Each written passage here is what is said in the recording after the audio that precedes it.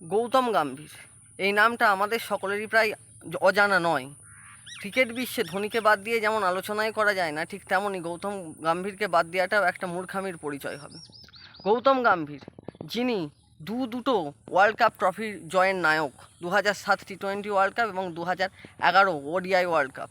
অনেকেই হয়তো ভাববেন যে ওডিআই ওয়ার্ল্ড কাপ তো MS Dhoni man of the match হয়েছিলেন, কিন্তু হিসাব করে দেখলে বা একটু মনে করলেই দেখা যাবে যে 2011-য় 97 রানের যে অনবদ্য এবং ম্যাচ উইনিং ইনিংসটা তিনি খেলেছিলেন, সেটাও কোনো অংশে কম ছিল না।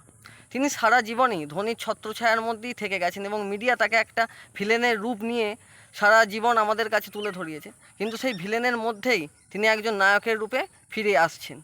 এইটা ফিরে আসছেন এই কারণেই বললাম, কারণ তিনি এরপর BCCIয়ের হেড কোচ হবেন। 2024 টি20 ওয়ার্ল্ড কাপ ভারত জিতলো কয়েকদিন আগেই, এখনও তার রেস পুরোপুরিভাবে কাটেনি। তো সেটা রাহুল দ্রাবিড় হেড কোচ ছিলেন।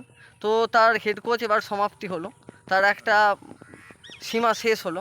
তো এরপরে BCCI ঠিক করেছে যে গৌতম গম্ভীরকেই হেড কোচ করবেন। তো BCCI-এর সিদ্ধান্তে গৌতম গম্ভীর অনেক দিন ধরেই অনেক জল্পনা হয়েছিল মিডিয়া, সোশ্যাল মিডিয়া জুড়ে। তো সেই সবের অবসান ঘটিয়ে অবশেষে গৌতম গম্ভীর তিনি টিম ইন্ডিয়ার হেড কোচ হতে রাজি হয়েছেন এবং হেড কোচ হচ্ছেন। তবে তার অনেকগুলো ক্রাইটেরিয়া আছে, যেমন তিনি বলেই দিয়েছেন যে 2025-এ যে চ্যাম্পিয়ন্স ট্রফি হবে সেটা 50 ওভারের হয়, আমরা সকলেই জানি। তো সেই চ্যাম্পিয়ন্স ট্রফিতে যারা ভালো পারফর্ম করতে পারবেন না, তো তাদেরকে 2027 ওডিআই ওয়ার্ল্ড কাপ থেকে বাদ দেওয়া হতে পারে। তো এইসব ক্রাইটেরিয়া মেনেই হয়তো BCCI প্রেসিডেন্ট জয় শাহ তাকে টিমের হেড কোচ করার দায়িত্বের সিদ্ধান্ত নিয়েছেন। আর করবেন নাই বা কেন, কারণ তার ঝুলিতে দুটো ওয়ার্ল্ড কাপ থাকার পরেও তিনি কলকাতার হয়ে, এবার IPL-এর দিক দিয়ে এলে, তিনি কলকাতার হয়ে অ্যাজ এ প্লেয়ার 2012 এবং 2014 সালে ট্রফি জিতিয়েছেন IPL, এবং অ্যাজ এ মেন্টার 2024 সালে একটা নর্মাল টিম নিয়ে, একটা সাধারণ টিম নিয়ে কলকাতাকে IPL চ্যাম্পিয়ন করেছে কলকাতাকে। এবার অনেকেই বলবেন হয়তো, দেখ বলছিস সবই ঠিক, কিন্তু IPL আলাদা আর ওয়ার্ল্ড কাপ আলাদা। অবশ্যই ঠিক, IPL আর ওয়ার্ল্ড কাপ সম্পূর্ণই আলাদা এবং আকাশ পাতাল তফাৎ, কিন্তু সব দিক বিচার করলে তিনিও একজন বিশ্বকাপ চ্যাম্পিয়ন প্লেয়ার এবং তিনি দুটো বিশ্বকাপের মালিক। আরও অনেক কিছু সম্মান পেতে পারতেন, কিন্তু সেগুলো তিনি কিছুই পাননি, কারণ মিডিয়া তাকে একটা অন্য রূপে দেখিয়েছেন। অনেক সময় কোহলির সঙ্গে তাকে ঝগড়ায় জড়িয়ে পড়তে দেখা গেছে, অনেক সময় তিনি বলেছেন এক ছক্কে নে ওয়ার্ল্ড কাপ নেই জিতায়া। কিন্তু এগুলোর একটাই তিনি বোঝাতে চেয়েছেন যে একটা টিমে 11 জনেরই, প্রত্যেকটা টিমের 11 জনের সমান কৃতিত্ব দেওয়া দরকার, শুধুমাত্র একজনের জন্য কেউ ওয়ার্ল্ড কাপ জেতে না। তো সেটাকেই আমরা অনেক রকমভাবে ধরি, তাকে অনেকভাবেই ভিলেন বানানোর চেষ্টা করি, কিন্তু তিনি আজও আমাদের কাছে একজন নায়কের রূপে ফিরে এসেছেন আর ফিরে আসতে চলেছেন। 2024-এ সবাই যখন দেখলো যে কলকাতার টিমটা আগের মতো আর নেই, কলকাতার টিমে 2023টা অনেক রকম টানাপোড়েন গেছে এবং 2024 সালে অবশ্য শ্রেয়াস আয়ার ফিরেছে। নিচে অনেকে বলবে মিচেল স্টার্ক ছিল, কিন্তু মিচেল স্টার্ক সেইভাবে পারেনি।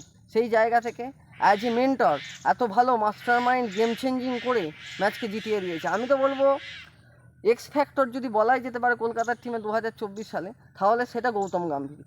আর তার জন্যই তাকে BCCI হেড কোচ করার সিদ্ধান্ত নিয়েছেন। তো তিনি যদি হেড কোচ হন, তো তিনি কয়েকটা ট্রফির মালিক হতে পারেন, যেমন হচ্ছে 2025 ICC চ্যাম্পিয়ন্স ট্রফি এবং WTC ফাইনাল, মানে ওয়ার্ল্ড টেস্ট চ্যাম্পিয়নশিপ ফাইনাল। এছাড়াও 2026 টি20 ওয়ার্ল্ড কাপ এবং 2027 ওডিআই ওয়ার্ল্ড কাপ। তার প্রায় 3.5 বছরের একটা সীমা রয়েছে হেড কোচ হওয়ার। তো এরপরে তার কাছেই আমাদের মন খারাপ থেকে আনন্দ থেকে সব কিছু, এবং তার ট্রফি জেতানোর আনন্দ, এগুলো যেন আমরা পেতে পারি। আর গৌতম গম্ভীরকে নিয়ে এই ভিডিওটা খুব ছোট্ট করেই করলাম, তো অনেক দিন আগে করারই উচিত ছিল, কিন্তু কিছু কারণের জন্য আমি আগে করতে পারিনি, আর এখনও কিছু বলা উচিত ছিল, তো সেইভাবে ভিডিওটা আপনাদের কাছে তুলে ধরতে পারলাম না। আমি তার সম্বন্ধে অনেক কিছুই ভেবেছিলাম বলবো, কিন্তু স্ক্রিপ্টেড রেডি নয়, প্লাস এখন প্রথম চেষ্টা করছি, তো কিছু ভুল হলে ক্ষমা করে দেবেন। আর তুমি কিছু বলবে নাকি গৌতম গম্ভীরকে নিয়ে? গৌতম গম্ভীরকে সবাই ভালোবাসে, আমরাও খুব ভালোবাসি। তো ভিডিওটা দেখবেন আর লাইক, ফলো, শেয়ার, সাবস্ক্রাইব করে দেবেন, আমাদের পাশে থাকবেন। আর কলকাতার বিষয়, কলকাতা যে টিমটা ছিল খুবই বাজে অবস্থায়, সেই জায়গায় গৌতম গম্ভীর এসে টিমটাকে যে একদম ফাইনালে উঠিয়ে চ্যাম্পিয়ন করেছে, এটা খুব গর্বের বিষয়। তাই গৌতম গম্ভীরের কোনো তুলনা হয় না, খুব ভালো একজন মাস্টার মাইন্ডের প্লেয়ার, একজন জেদি এবং হার না মানা মানুষের কাহিনী এবার আমরা হয়তো দেখতে পাবো সচক্ষে, যিনি হচ্ছে মাঠে 22 গজে নেমে নয়, মাঠের ভেতর থেকে নেতৃত্ব দিয়ে ভারতকে একের পর এক ওয়ার্ল্ড কাপ জিতিয়ে যাবেন।